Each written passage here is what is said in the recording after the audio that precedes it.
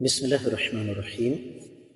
معزز خواتین حضرات، السلام علیکم ورحمۃ اللہ وبرکاتہ۔ جو بیماریاں انسان کی شخصیت کو مسخ کر کے اس کا بیڑا غرق کر دیتی ہیں، ان میں جہالت اور تکبر یہ خاص طور پر قابل ذکر بھی ہیں اور قابل غور بھی۔ آج کا قرآن مجید کا سبق اسی سلسلے کی ایک کڑی ہے۔ رب کائنات نے ہمیں یہاں سمجھایا ہے کہ جو بدبخت جاہل اور متکبر ہوتے ہیں ان کی علامات کیا ہے۔ اللہ رب العزت ارشاد فرماتے ہیں،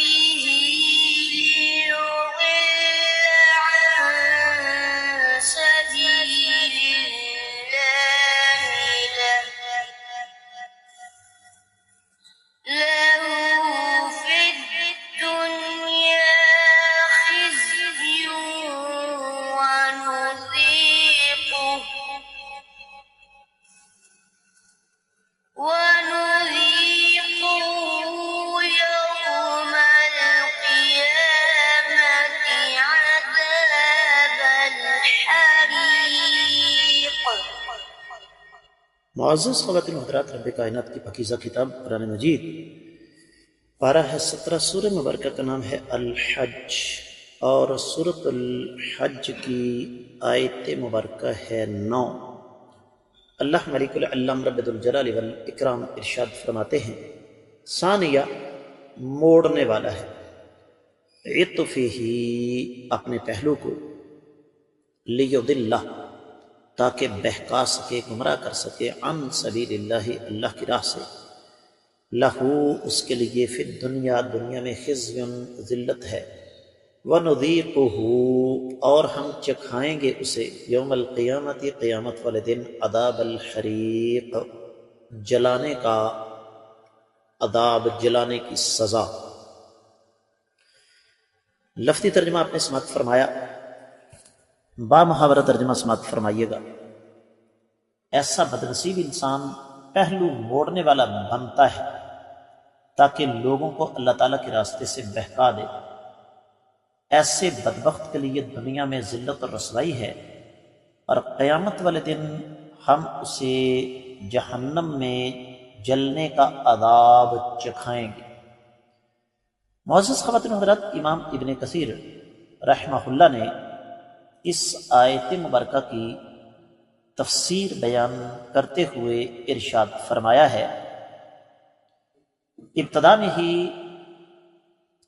سب سے پہلے سورہ لقمان آگے آ رہی ہے، اس کی 18ویں آیت مبارکہ لے کر آئے کہ حکیم لقمان نے اپنے بیٹے کو جو نصیحتیں فرمائیں ان میں سے ایک یہ بھی ہے، وَلَا تُصَعِّرْ خَدَّكَ لِلنَّاسِ، اے بیٹا لوگوں کے سامنے اپنے رخسار مت پھیلانا، وَلَا تَمْشِ فِي الْأَرْضِ مَرَحًا، اور زمین میں اکڑ کر نہ چلنا، إِنَّ اللَّهَ لَا يُحِبُّ كُلَّ مُخْتَالٍ فَخُورٍ، اللہ تعالیٰ فخر کرنے والے، تکبر کرنے والے کو پسند نہیں کرتے۔ اور اس حوالے سے ہمارا ایک مستقل جمعے کا خطبہ بھی ہے جس کا لنک آپ کو یہاں پر مل جائے گا، کہ ایک عظیم باپ کی اپنے بیٹے کو کچھ قرآنی نصیحتیں۔ اور اسی سورہ مبارکہ میں اللہ رب العزت نے ارشاد فرمایا ہے، سورہ لقمان کی 7ویں آیت مبارکہ ہے، وَإِذَا تُتْلَى عَلَيْهِ آيَاتُنَا وَلَّى مُسْتَكْبِرًا كَأَن لَّمْ يَسْمَعْهَا كَأَنَّ فِي أُذُنَيْهِ وَقْرًا فَبَشِّرْهُ بِعَذَابٍ أَلِيمٍ۔ جب ایسے بدبخت کے سامنے ہماری آیات مبارکہ تلاوت کی جاتی ہیں تو وہ تکبر کے ساتھ منہ پھیر کر چلا جاتا ہے، گویا کہ اس نے سنا ہی نہیں، گویا کہ اس کے کانوں میں بوجھ ہے۔ ایسے بد نصیب کو دردناک قسم کی سزا کی خوشخبری سنا دیجیے۔ اسی مناسبت سے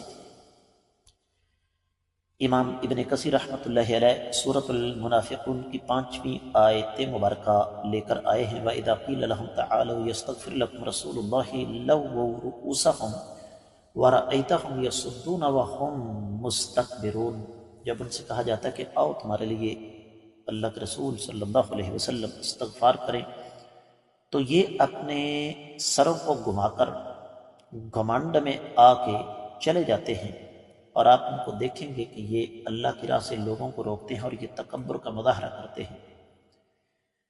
سورۃ النساء 61ویں آیت مبارکہ پیچھے گزر چکی ہے۔ وَإِذَا قِيلَ لَهُمْ تَعَالَوْا إِلَىٰ مَا أَنزَلَ اللَّهُ وَإِلَى الرَّسُولِ رَأَيْتَ الْمُنَافِقِينَ يَصُدُّونَ عَنْكَ صُدُودًا۔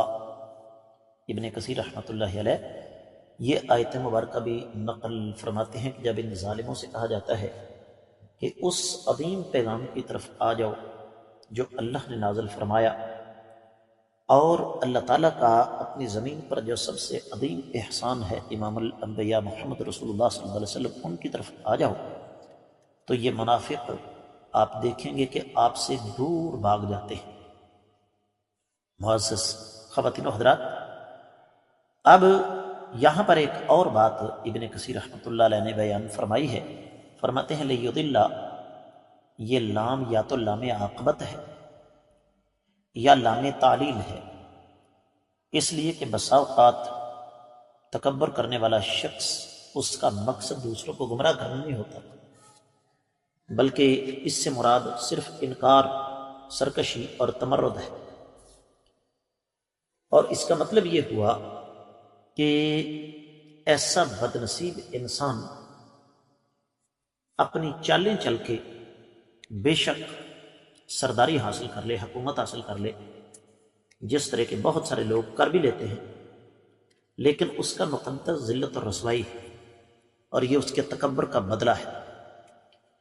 یہ اپنے تئیں بڑا بننا چاہتا ہے، لیکن اللہ ملک العلم رب الجلال والاکرام ایسے بد نصیب کو بڑا نہیں بناتے، بلکہ ایسا بد نصیب یوں سمجھ لیجئے کہ مزید چھوٹا ہو جاتا ہے۔ اور یہ بات تو میں اور آپ اچھی طرح جانتے ہیں معزز خواتین و حضرات۔ تفسیر ابن کثیر میں تو جو کچھ بیان ہوا وہ ہمارے ساتھ ساتھ چل رہا ہے، لیکن جو اصل چیز ہے وہ کیا ہے کہ اپنے آپ کو یہ لیڈر سمجھنے والے، اپنے آپ کو یہ سردار سمجھنے والے، اور اپنے آپ کو یہ بڑے سمجھنے والے، ان کی اوقات ہے کیا؟ بد نصیب ہیں، بدبخت ہیں، ذلیل و خوار ہوتے ہیں، اور اس انداز سے ذلیل و خوار ہونے کے باوجود ان کو ذرہ برابر شرم نہیں آتی، اور شرم اس وجہ سے نہیں آتی کہ ان کو اپنی کرسیاں زیادہ عزیز ہیں، ان کو اپنی سرداری جو ہے وہ زیادہ عزیز ہے۔ اس آیت مبارکہ کے ساتھ ہمارا سفر ابھی مزید جاری ہے، لیکن وقت کی قلت کے باعث آج ہم تفسیر ابن کثیر تک ہی محدود رہیں گے۔ اللہ نے چاہا تو آنے والے سبق میں ہم دیگر کتب تفسیر کی روشنی میں اس آیت مبارکہ کا جائزہ لیں گے۔ آپ لوگوں سے حسب معمول میں خصوصی طور پر گزارش کروں گا کہ جہاں تک میری آواز پہنچ رہی ہے، ان اسباب کو ویڈیو کی شکل میں، آڈیو کی شکل میں زیادہ سے زیادہ آگے نشر فرمائیں۔ اگر ابھی تک آپ نے ہمارے چینل کو سبسکرائب نہیں کیا تو ضرور فرمائیے گا، ساتھ لگے گھنٹی کے بٹن کو بھی دبا دیجیے تاکہ تازہ ترین اسباب آپ کو بر وقت ملتے رہیں۔ عقیدے، عبادات، معاملات اور اخلاقیات کے حوالے سے فرقہ وریت سے بالاتر خالصتاً کتاب و سنت کی روشنی میں رہنمائی کے لیے ہمارا چینل آپ کی خدمت میں حاضر ہے۔ کامنٹ سیکشن میں آپ ہمیں بتا بھی سکتے ہیں کہ فلاں موضوع پر آپ کو قرآن و حدیث کے حوالے سے رہنمائی چاہیے، انشاءاللہ ہمیں آپ کی خدمت کر کے خوشی ہوگی۔ کامنٹ سیکشن میں آپ کے خیالات کا انتظار کر رہا ہوں۔ آج کے سبق سے اجازت چاہوں گا۔ السلام علیکم ورحمۃ اللہ وبرکاتہ۔